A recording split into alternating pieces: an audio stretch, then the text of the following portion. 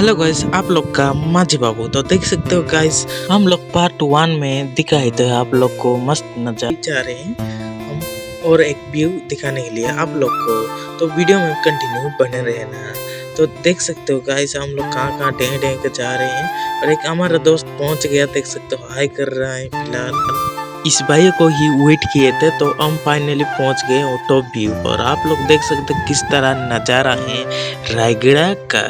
Town एक number view दिख रहा है। तो ये देख सकते हो, ये तो टाउन है गाइस, हम तो हैं माउंटेन व्यू पर। और एक चीज आप लोगों को दिखाऊंगा, ये देख सकते हो क्या क्या हरकत कर रहे हैं हम और मैं दोस्त। तो ये देख सकते चढ़ाई लोग भी जा रहे हैं आपके बस में। तो गाइस देख सकते हो टाउन बस 4 बंदे हैं, 1 2 3 और हमारा फ्रेंड के साथ सब जा रहे हैं।